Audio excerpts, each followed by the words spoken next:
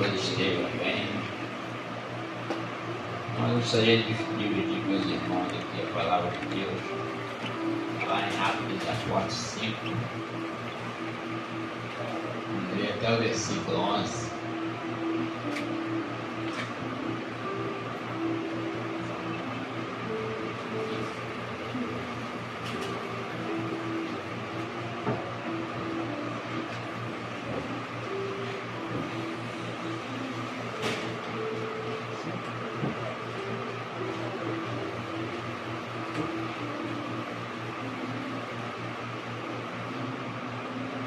Nem todos acharam. Diz assim, capítulo 5, 1 a 11. Mas um certo varão chamado Ananias, com Safira, sua mulher, vendeu uma propriedade e reteve parte do preço, sabendo também de sua mulher, e levando uma parte, a depositou aos pés dos apóstolos. Disse então Pedro: Ananias, por que encheu Satanás o teu coração, para que mentisse ao Espírito Santo e retivesse parte do preço da herdade? Guardando não ficaria para ti, e vendida não estava em teu poder, porque tomaste este desígnio em teu coração. Não mentiste aos homens, mas a Deus. E Ananias, ouvindo estas palavras, caiu e expirou. E um grande temor veio sobre todos que ali isto ouviram.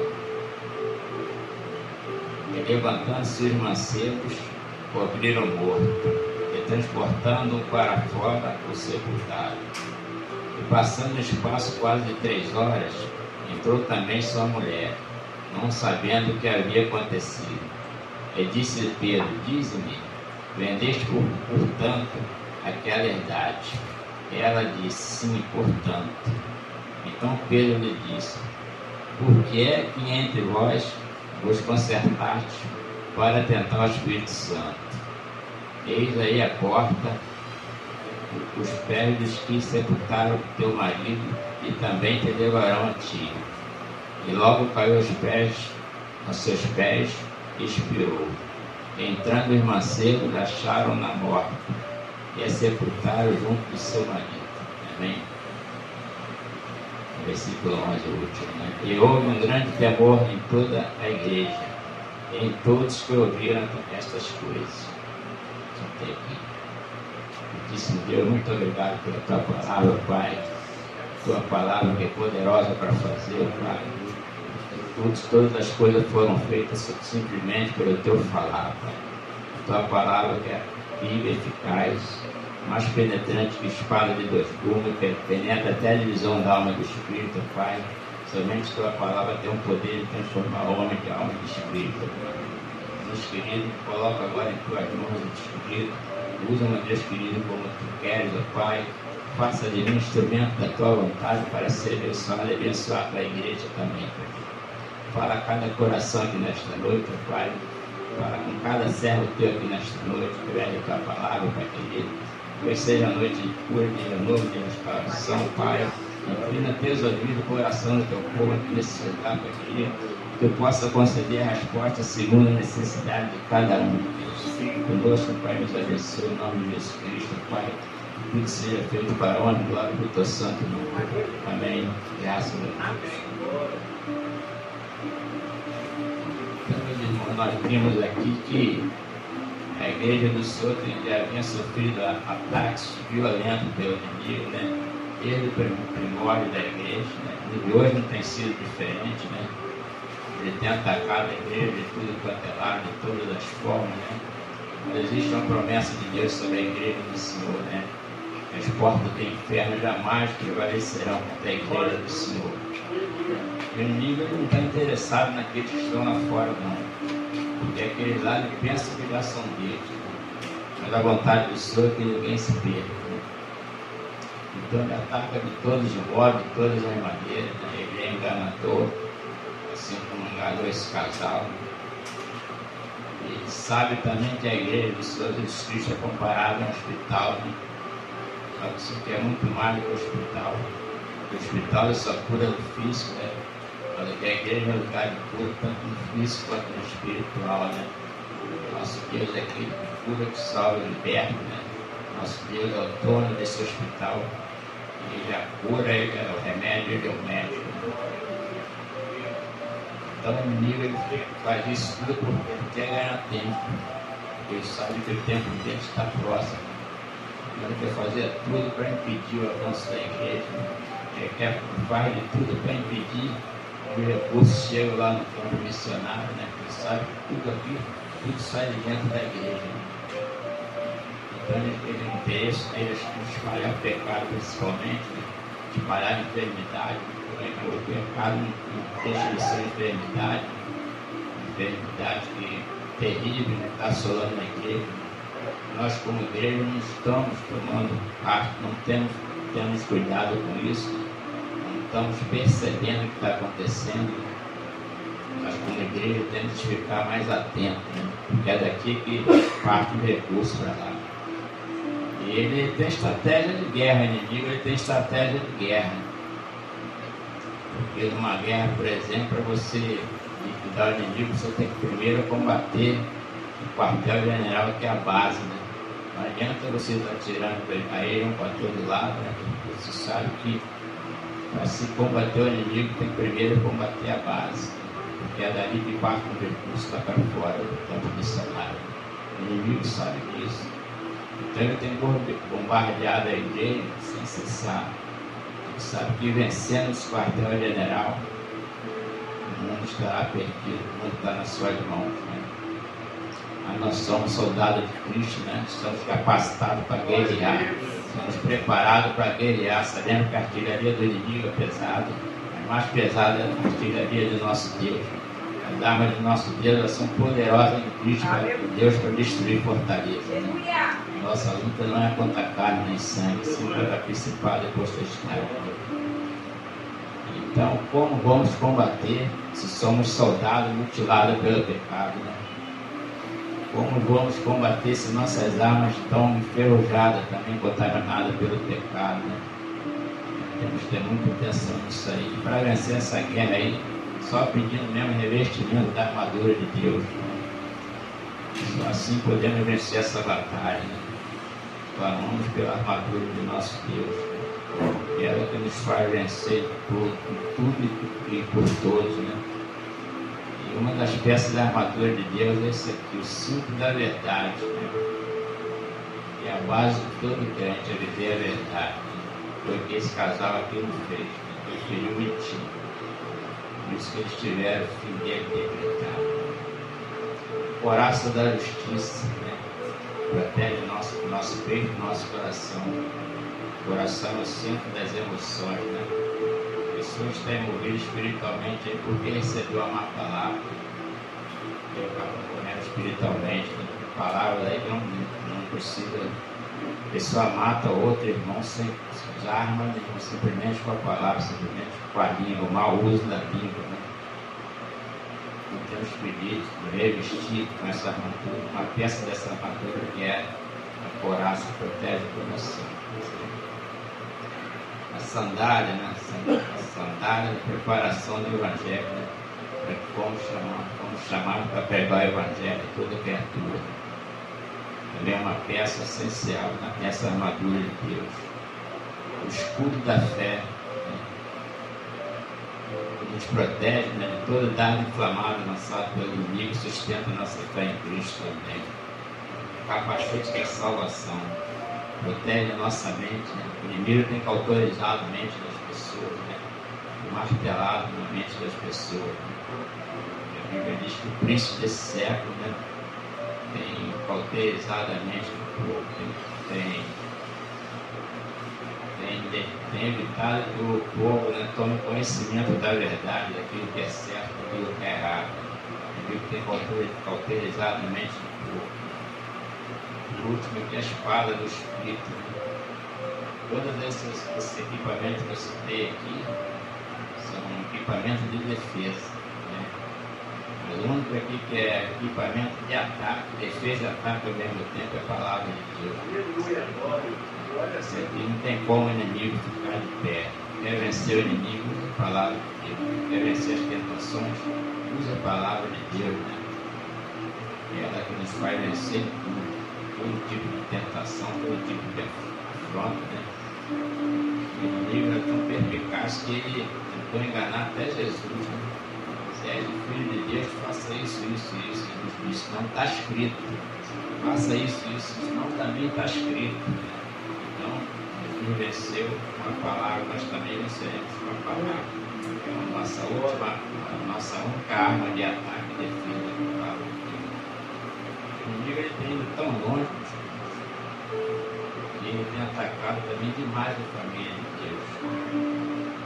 E para Deus a família é tão importante, né?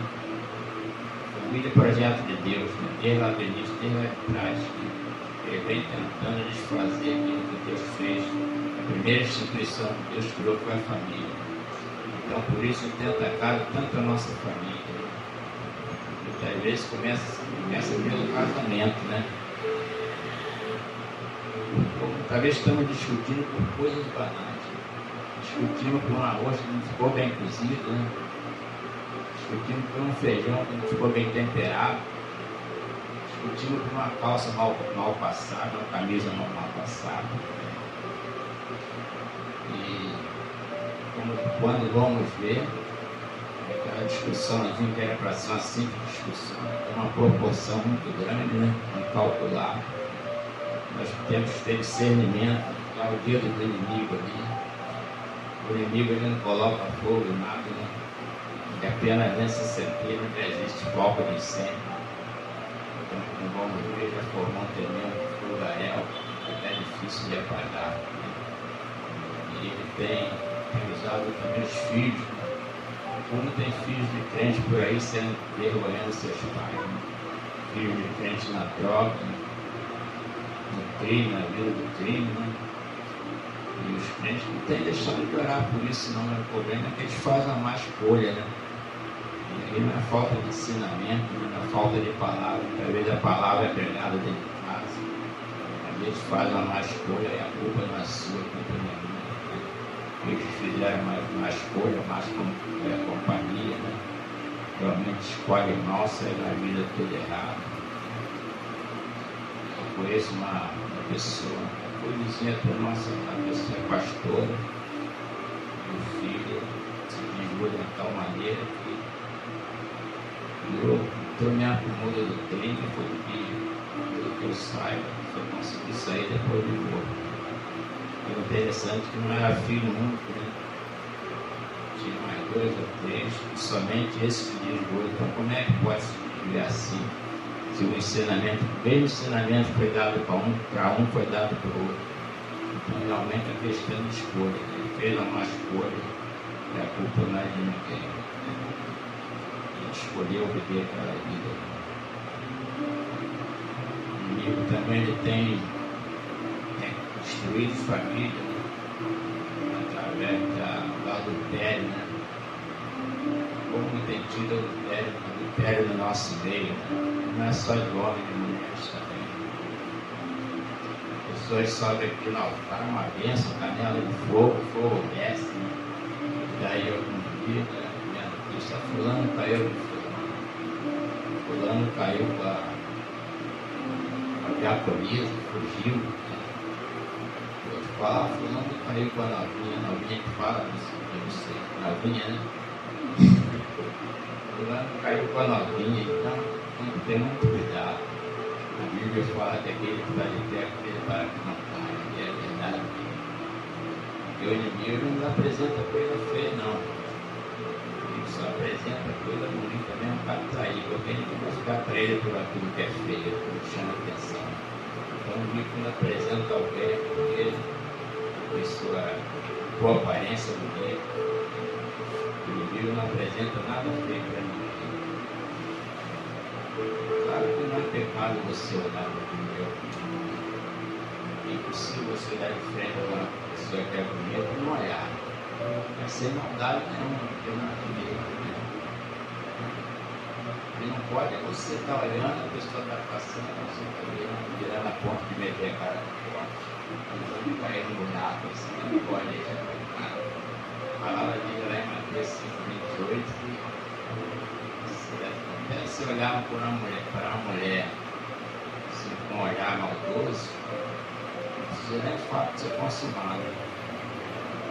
Você já está operando com ela, só de olhar, pensamento. Aqueles que chegam realmente a via de fato, no pecado. Quando era amador, era nosso meu pai, mais de 72 anos. Então, quando eu vi uma pessoa, uma moça do lado, olhando muito assim, quando chegaram mais perto, eu dava a paz do Senhor. Quando é quebrado o gelo, né? Quebrado de qualquer possibilidade de alguma série. Isso aí, você não tem chance. Todos os homens possam pensar assim igual a mim, né? Nem todos pensam igual a gente. A gente vê na rua aí a pessoa de idade, velho coroca, velho babão, mexendo com garota nova, isso é a coisa mais ridícula que tem. Eu acho muito feio. O velho tem escolha para não ser campeão do espelho. Eles acham que pode mexer com ela, acha que é muito isso. Então, o que levou esse casal, né, a cometer tal pecado? A minha primeira imaginação foi a hipocrisia deles. O que é hipocrisia? A pessoa que quer aparentar ser uma coisa que não é. Só para arranjar posição, né? Arranjar reconhecimento daquilo que ele não é. Isso é hipocrisia. E se formos ler versículo antes, nós vamos ver que esse povo aqui, no início logo da igreja, ele vivia em comunhão. Ninguém era dono de nada, né? Ele vendia o que tinha. Tem 2 terrenos, tem 2 carros, naquela época não tinha carro. Né? Então ele vendia para repartir, para que ninguém viesse passar necessidade. Né? Realmente ele vivia em comunhão. Hoje em dia, será que é assim hoje em dia? Não. Eu só tenho 2 carros na garagem. É ruim de vender um para dar para dividir com alguém. Né? Falta um pouco de altruísmo. As pessoas pensam muito no outro. Né? Hoje em dia o lema é outro. Farinha pouco, meu pirão primeiro, não quer nem saber do outro. Mas aqui realmente a gente vive em comum. Então esse casal aqui ele quis imitar. Lá na Bela vendeu a unidade e dividiu o pessoal, dividiu com os irmãos cristãos. Para aparecer, né, querendo fazer igual ao outro, né, só que fizeram de maneira diferente. Fizeram realmente para aparecer, não tinha intenção de ajudar. Tentaram enganar o Espírito Santo, mas a Deus não engana. Você enganar, você pode me enganar, o evangelista Lance, o diabo, não enganar a Deus, ninguém engana. E ele diz que os olhos de Deus estão sobre toda a terra. Se no céu ela está, se cai dentro, se cai lá mais profunda a Bíblia, também vai estar lá. Então não tem como enganar o nosso Deus. Então eles foram hipócritas, né? Quiseram passar uma coisa que eles não eram. Existe isso no nosso dia, existe gente assim hoje. Querendo ser o que o outro é, não pessoalmente, mas também na profissão. Conheci um senhor que ele era pedreiro e ele ia trabalhar pasta 007, bem no gravata. Dizia que era empresário executivo, não tem como, não mais fazer da profissão negra. A gente tem vários pedreiros que trabalham muito bem, vivem dessa profissão. Agora, querer passar por um empresário, um executivo, não tem como, né? Se você olhar de mão dele, você vê que não tem chance de falar que é, né? Que é empresário, que é executivo. Ele queria passar uma coisa que ele não era. Então a hipocrisia é coisa muito ruim, porque não deixa de ser uma mentira também. Né? O hipócrita não fala a verdade. Está sempre mentindo porque ele quer passar uma coisa que ele não é. A hipocrisia também é um tipo de mentira. Né?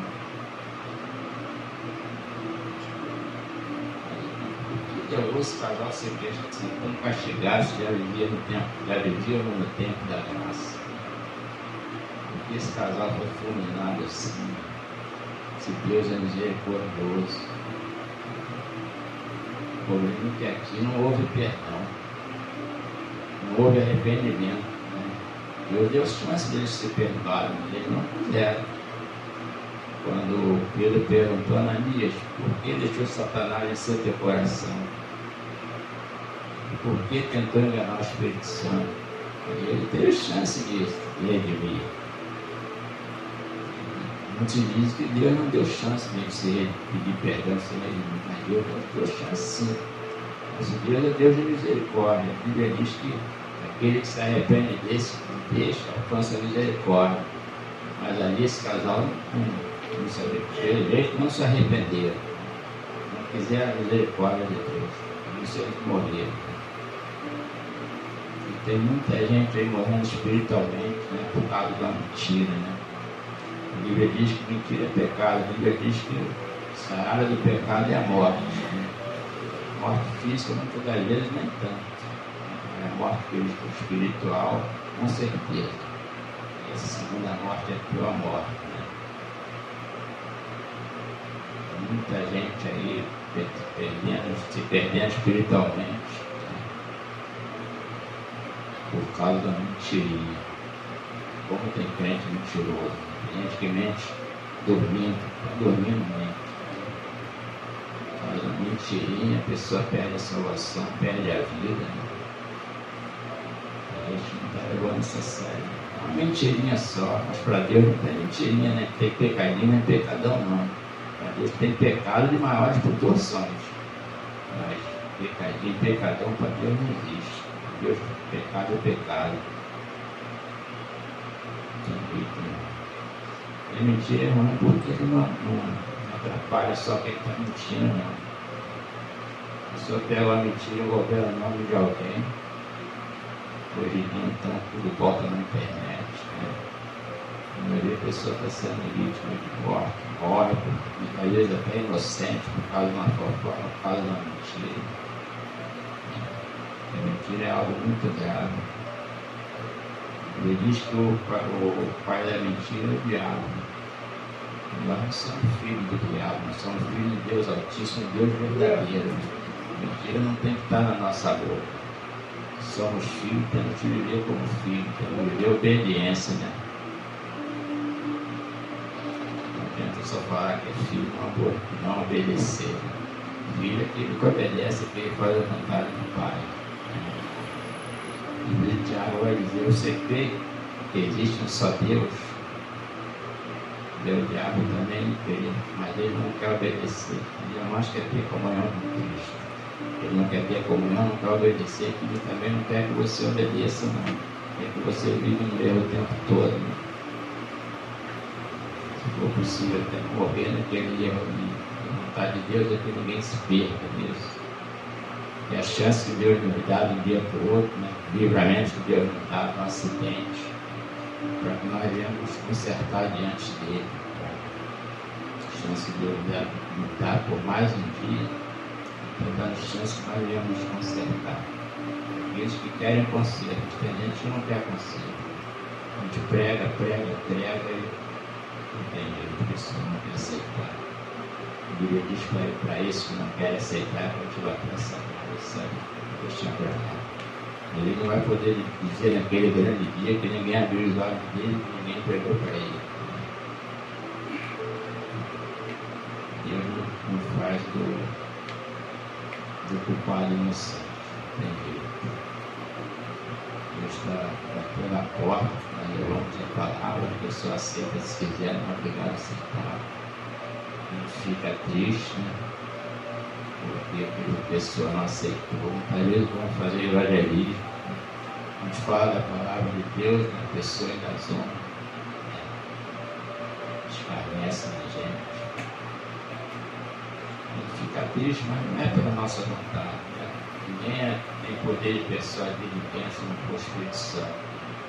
Mas um dia, naquele momento certo, a palavra vai fazer efeito. Ele vai lembrar de tudo que foi dito. No momento certo, a palavra realmente vai fazer efeito. Né? Pode não fazer na hora, mas no momento certo vai fazer feitiço. Deus tem momento para tudo. Um cunhado, um genro meu que quando sair para evangelizar, dia que a pessoa não aceitava, olha, filho, ficava para morrer, não se conformava com aquilo. Eu falei para ele uma vez, você também não foi assim.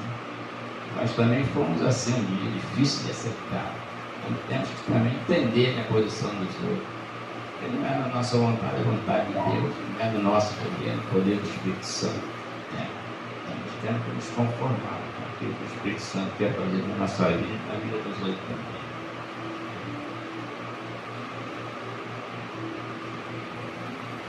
Falando aqui na questão da mentira, vocês, filhos da gente, não puxa só a gente, não. Puxasse eu, minha esposa. Graças a Deus que meus filhos nesse ponto aí me puxaram a mãe deles também. Nunca fomos pegados a mentira. Nunca gostamos desse negócio de mentira, palavrão em casa, não tem, graças a Deus, nunca teve. Também meus filhos também nunca falaram de perto de mim, de perto da mãe dele, porque tiveram esse ensinamento. Palavrão, então, minha mãe era uma menina muito boa, mas sabia educar, sabia bater. Eu vi que falasse palavrão perto dela, botava pimenta na boca. Botava pimenta e a pessoa nunca mais falava palavrão. E hoje em dia, nós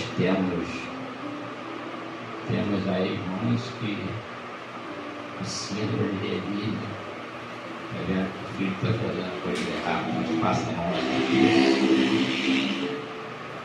Ele está tentando abordando, se a gente for alertar e vai achar ruim. Meu filho, não, a gente só dormindo.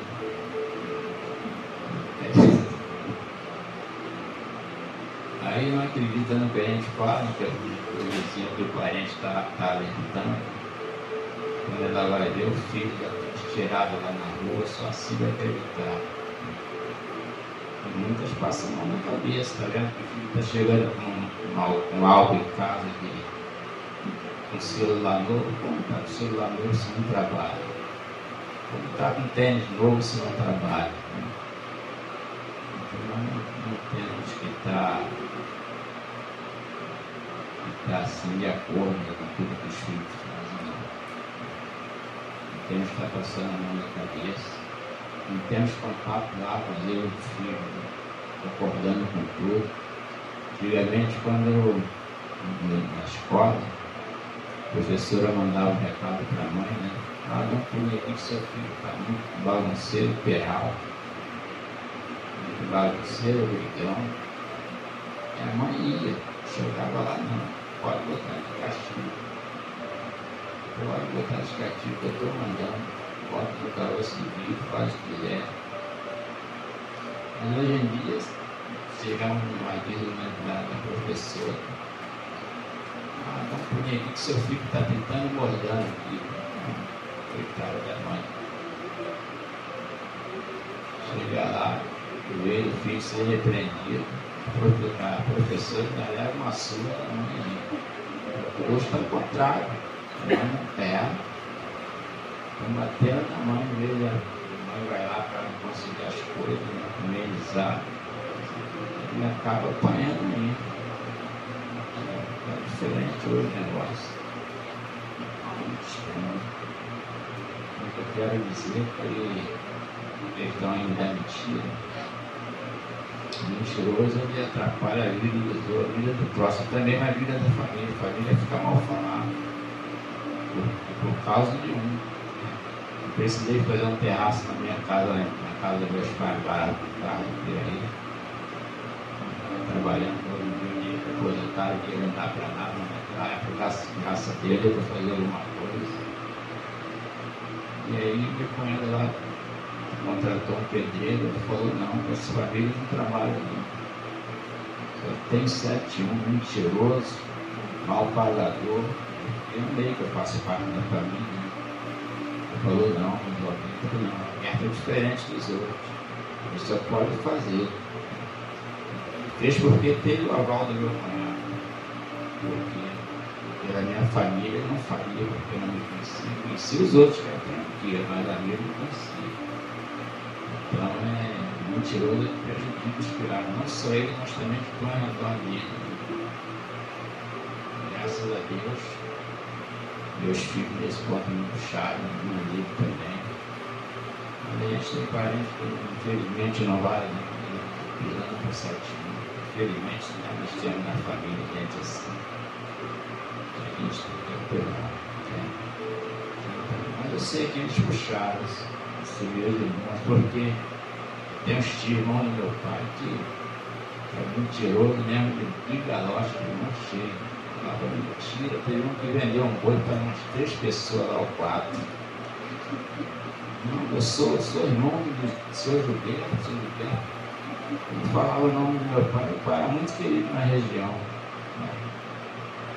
Mas esse irmão dele sou eu, o nome dele. E o pessoal acreditou nesse meu tio porque falaram o nome do meu pai. Né? Esse é o meu pai. O nome do meu pai. Então o pessoal quiser até matar ele, teve que fugir, porque fez besteira. Você vai vender um boi para 4 pessoas, um boi só.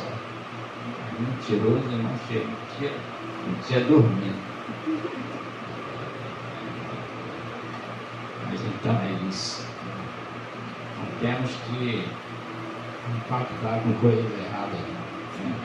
A esposa de Ananias aqui, ela morreu porque compactou com o marido. Mas ela foi cúmplice. O cúmplice era preocupado com aquele pratinho de fundo. Não compactou com coisa errada com seu marido. Vê que está errado, não, fulano, não vamos fazer isso, está errado. Né? Não compactou com o cabo, com a internet, com o livro para casa, nada disso. Depende do seu marido. Porque do contrário, você não vai esse tanto quanto ele está pagando. Não compactua com coisas erradas do seu filho, para fazer isso. Não passa a mão na cabeça do seu filho. Nada disso é ensino dele, né? Nada de fingir que não está vendo, fazendo vista grossa. Muitos até estão mostrando que está chegando em casa, mas depois do fim é trágico. Né? Como eu já falei, como é que pode a pessoa no trabalho chega com um iPhone de última geração? Chega com tênis na marca, né? Caríssimo, se não trabalha, vamos ver esse dinheiro, vamos ver esse recurso, compactua com coisa legal. Procura viver a verdade de Deus, que é a melhor coisa. A verdade de Deus que é o essencial na vida do crente, nada de mentira. Nossos lábios não foram feitos para proclamar mentira, só viver a verdade. E Deus é a nossa verdade, a palavra de Deus é a nossa verdade.